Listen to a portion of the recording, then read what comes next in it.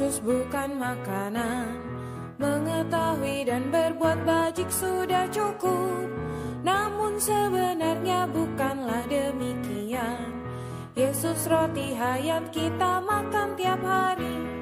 Oh hidup gereja, makan minum hidup Yesus. Oh hidup gereja, terima sabdanya. Oh sedang terdengar Tuhan, amin haleluya. Oh hidup gereja, pesta dengannya.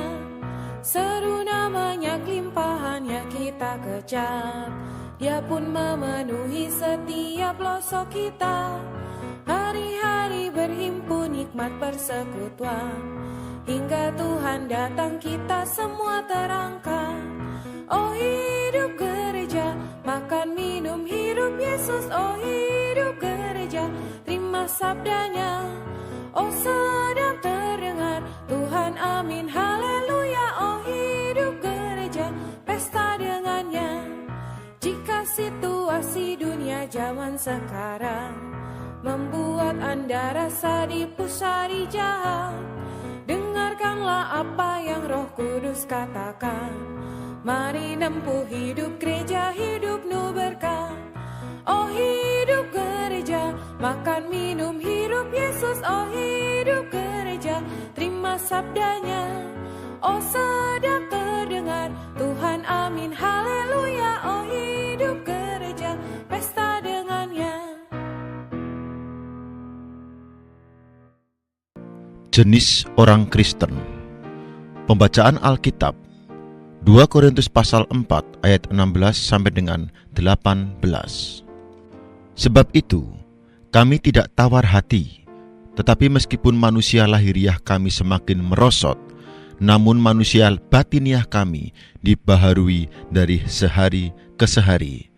Sebab penderitaan ringan yang sekarang ini mengerjakan bagi kami kemuliaan kekal yang melebihi segala-galanya, jauh lebih besar daripada penderitaan kami.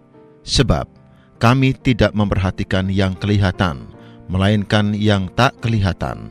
Karena yang kelihatan adalah sementara, sedangkan yang tak kelihatan adalah kekal.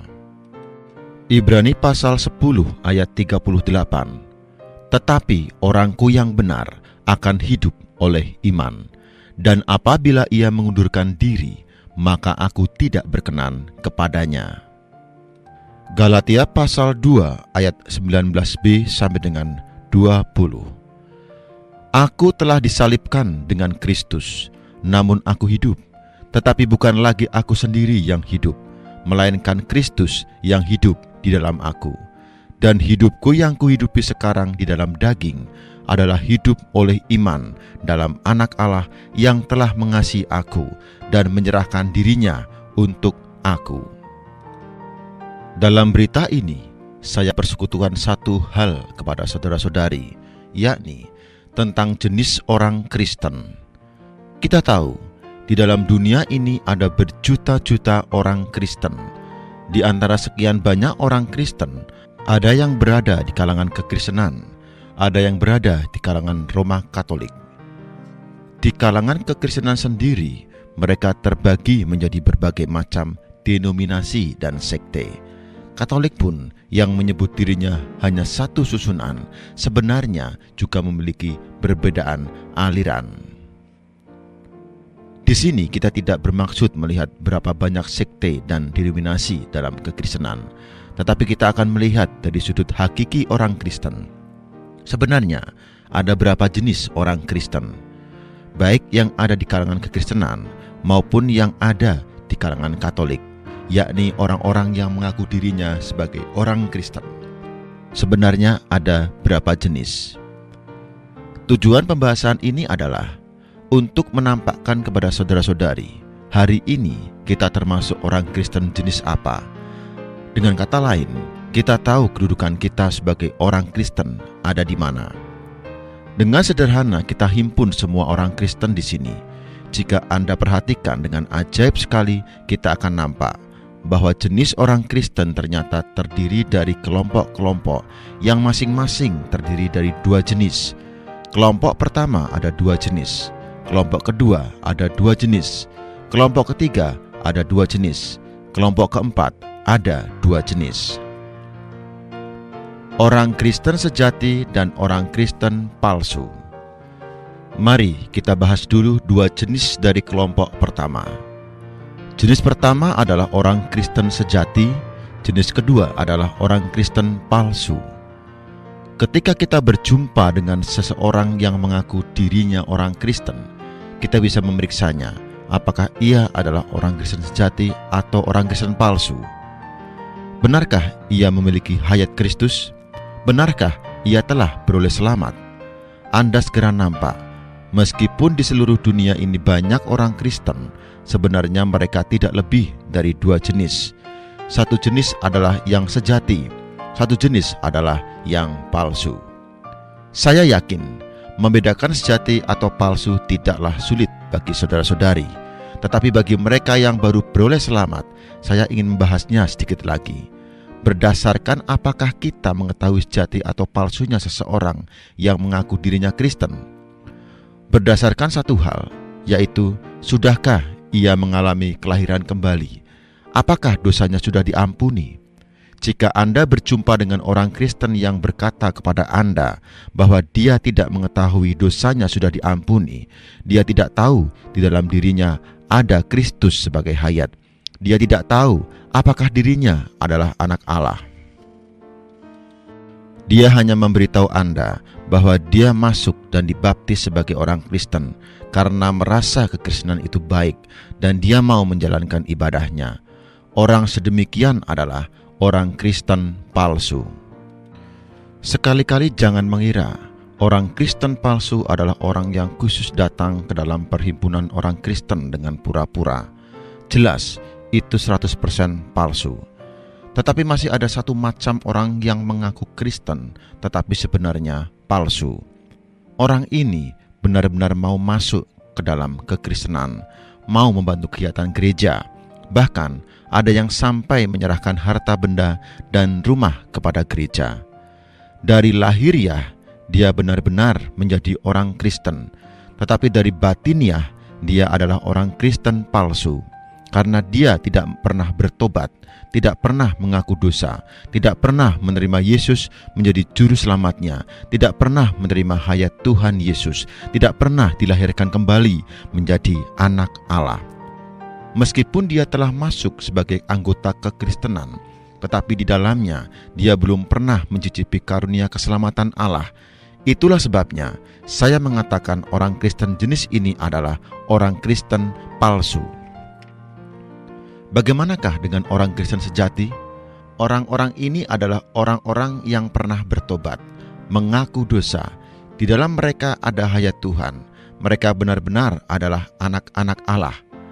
Orang Kristen sedemikian, tak peduli ia dari bangsa apa, tak peduli bagaimana tingkat pendidikannya.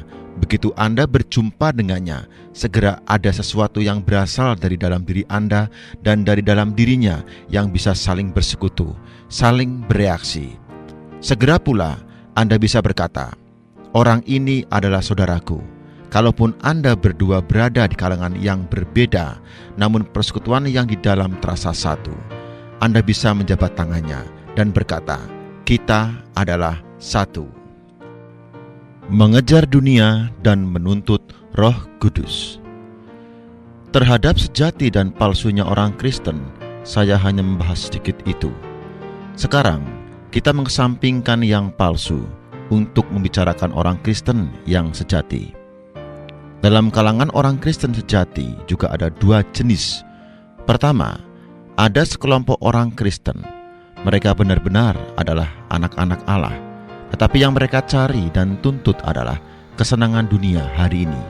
Mereka hanya menerima karunia Allah secara luaran. Mereka benar-benar telah beroleh selamat, benar-benar adalah anak-anak Allah. Tetapi yang mereka dambakan dan cari di bumi ini adalah kenyamanan dan ketentraman kehidupan masa kini. Kalau Anda mendengarkan doa-doa mereka, hanyalah dipenuhi dengan permohonan akan kesejahteraan duniawi, berkat duniawi. Kalau tidak untuk keluarga, tentu untuk anak-anaknya. Pada saat memberitakan Injil, mereka akan memberitahu orang, dalam keluargamu tidak ada damai. Percayalah Tuhan Yesus, keluargamu akan memiliki damai sejahtera. Jika kamu percaya Tuhan Yesus, yang sakit akan disembuhkan. Anakmu tidak menurut, percayalah Tuhan Yesus, maka anak-anak akan menurut. Usaha dagangmu tidak laris, percayalah Tuhan Yesus, usahamu akan laris dan kamu akan kaya. Pekerjaanmu tidak lancar, percayalah Tuhan Yesus, maka pekerjaanmu akan sukses.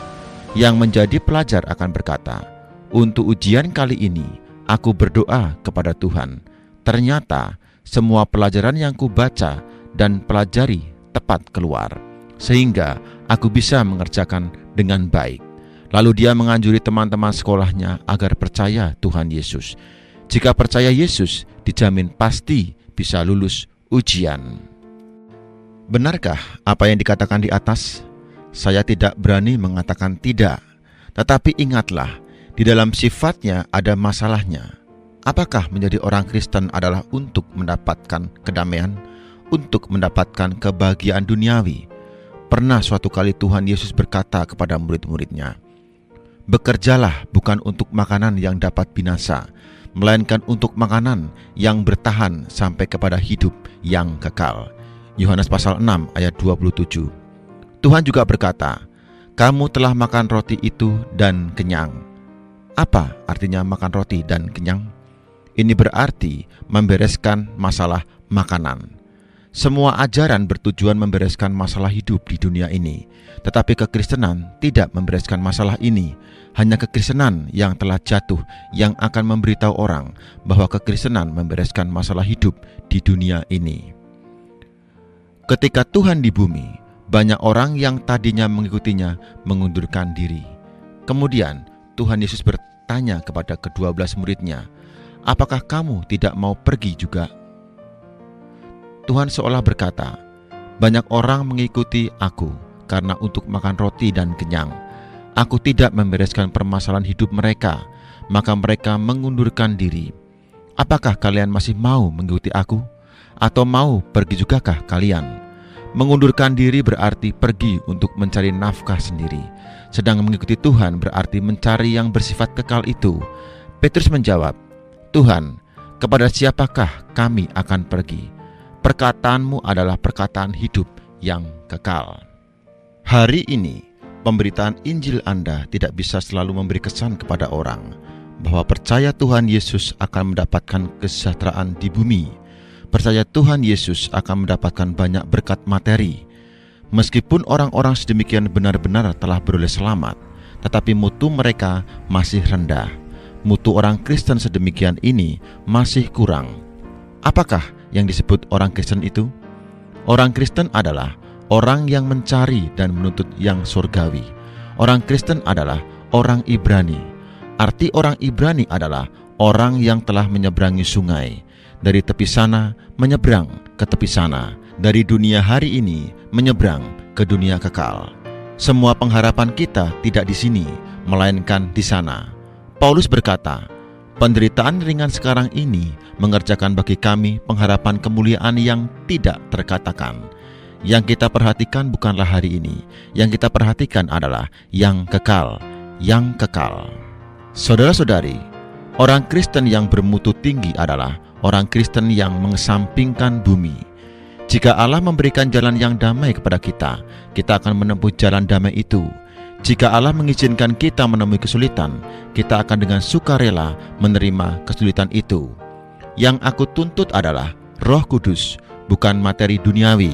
Terhadap orang Kristen yang menginginkan mendapatkan suatu materi duniawi, mendambakan kenikmatan duniawi, saya tidak berani mengatakan bahwa dia adalah orang Kristen palsu. Namun saya berani mengatakan bahwa dia bermutu rendah. Tetapi masih ada sekelompok orang Kristen yang di atas diri mereka barang-barang dunia tidak mempunyai kedudukan. Yang mereka cari adalah pertumbuhan hayat. Mereka mengasihi Tuhan, mereka mau Tuhan, mereka mengikuti Tuhan. Inilah orang Kristen bermutu tinggi. Saudara-saudari, Anda berada di kelas mana? Yang kelas rendah atau kelas tinggi? Tinggi atau rendah adalah tergantung pada penuntutan Anda. Jika Anda menuntut yang tinggi, Anda akan tinggi. Jika Anda menuntut yang rendah, Anda tentu saja rendah. Berdasarkan perasaan dan berdasarkan iman. Mari kita lihat lebih lanjut orang-orang Kristen kelas tinggi. Kebetulan sekali, kelompok ini juga terbagi menjadi dua jenis. Ada sejenis orang Kristen, mereka mencari perkara-perkara rohani, menuntut perkara-perkara yang bersifat kekal, menuntut Tuhan sendiri. Tetapi mereka mencari dan menuntut perkara-perkara itu berdasarkan perasaan mereka sendiri, berdasarkan gairah mereka sendiri. Mereka sangat bergairah membaca Alkitab, setiap hari mengadakan persekutuan dengan saudara-saudari, dalam sidang-sidang juga bergairah. Tetapi setelah masa itu lewat, kegairahan mereka menurun. Segera doa mereka, membaca Alkitab terasa lesu, persekutuan dengan saudara-saudari tidak bersemangat. Dua keadaan itu, yakni sebentar gairah, sebentar lembam, membuktikan bahwa orang Kristen itu hidup di dalam emosi mereka. Memang mereka telah beroleh selamat, mengasihi Tuhan, juga menuntut perkara-perkara rohani, tetapi mereka masih hidup di dalam emosi mereka, hidup di dalam perasaan mereka. 2 hari yang lalu, ada seorang saudara dari tempat yang jauh datang khusus untuk mencari saya. Dia merasa bahwa dirinya sedang menderita. Dia berkata kepada saya, "Saudara, dalam doaku beberapa hari ini, aku tidak menjamah Tuhan. Aku telah kehilangan penyertaan Tuhan. Aku sungguh tidak tahan." Saya berkata, "Apakah ada dosa yang tidak rela Anda lepaskan?" "Tidak ada," jawabnya. "Adakah sesuatu yang Tuhan inginkan untuk Anda taati, namun Anda tidak mau taat?" Dia menjawab, "Tidak. Apa yang Tuhan kehendaki agar kulakukan, semuanya telah kulakukan." Saya bertanya lagi, "Adakah Tuhan menginginkan sesuatu dari Anda, tetapi Anda tidak mau menyerahkan untuk Tuhan?" Kembali dia menjawab, "Tidak." Kemudian saya berkata, "Jika demikian, Anda tenang saja. Tuhan tidak meninggalkan Anda. Tuhan hanya ingin membawa Anda keluar dari perasaan agar masuk ke dalam iman." Tidak ada seorang pun yang bisa mengikuti Tuhan bersandarkan apa yang dilihat oleh mata. Mencari dan menuntut Tuhan hanya bisa bersandarkan iman. Sejak hari pertama Anda mengikuti Tuhan, bukan karena mata Anda telah melihat Dia, juga bukan karena perasaan Anda merasakan Dia, melainkan karena Anda telah mendapatkan satu iman. Dulu bagaimana Anda bisa beroleh selamat, sekarang Anda mengikuti Tuhan juga begitu. Dulu bagaimana Anda mendapatkan hayatnya, sekarang Anda mendapatkan pertumbuhan hayat juga begitu. Jadi, orang-orang yang telah mendapatkan Tuhan dan mengikuti Tuhan juga terbagi menjadi 2 jenis. Satu jenis adalah yang berdasarkan perasaan, satu lagi adalah yang berdasarkan iman. Itulah sebabnya Alkitab mengatakan orang benar akan hidup oleh iman. Anda mengikuti Tuhan bukan berdasarkan perasaan, bukan berdasarkan penglihatan mata, melainkan berdasarkan iman. Mungkin saudara-saudari bertanya, bagaimana baru terhitung berdasarkan iman?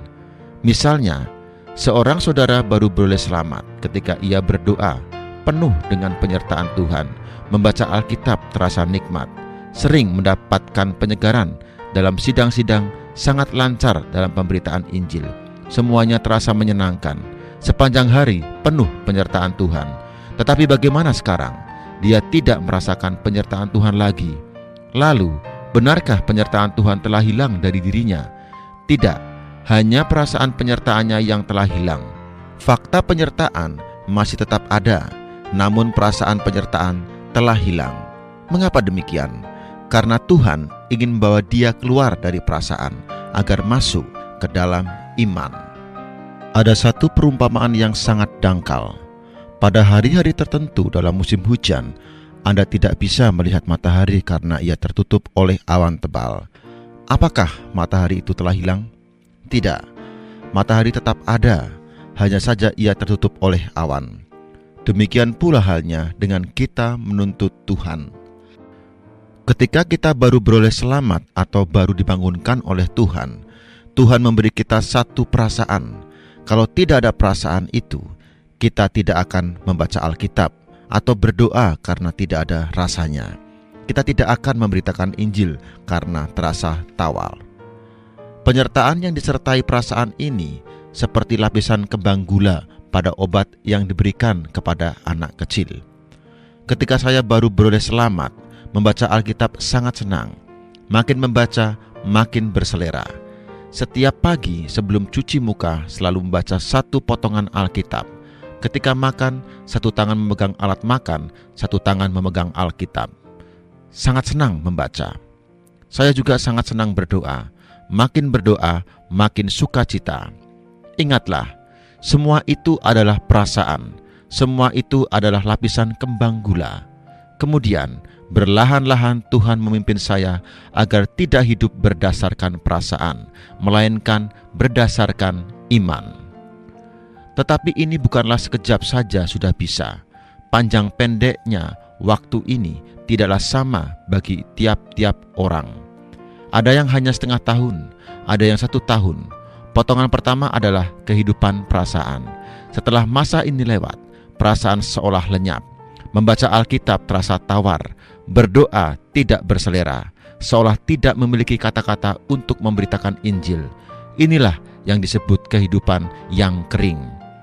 Setelah sejangka waktu demikian, suatu hari ajaib sekali, terasa bersukacita.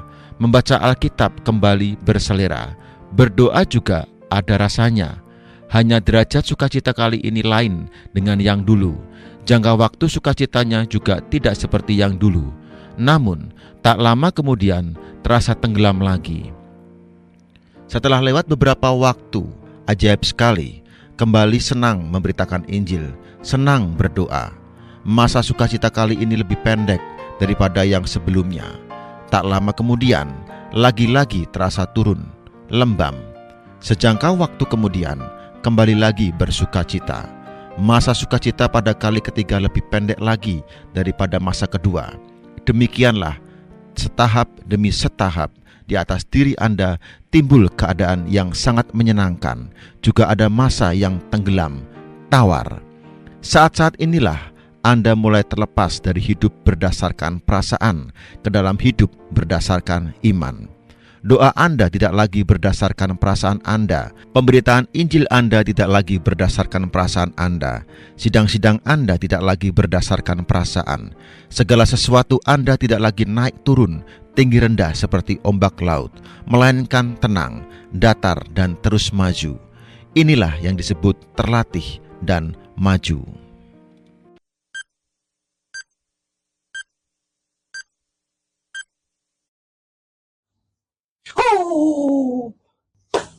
Vertigo. Tahukah anda punca-punca dan tip-tip untuk vertigo? Jom layan. Punca-punca vertigo adalah 1. Saluran telinga tersumbat. Nombor 2. Air berlebihan di dalam telinga. Nombor 3. Vestibular nerve berinflamasi. Nombor 4. Migraine ataupun sakit kepala. Nombor 5. GERD ataupun gastroesophageal reflux disorder. Nombor 6, sesetengah ubat boleh menyebabkan vertigo. Nombor 7, stres ataupun kortisol level terlalu tinggi. Nombor 8, saraf tersepit dekat C1, C2 ataupun C3. Acupuncture point untuk melegakan vertigo.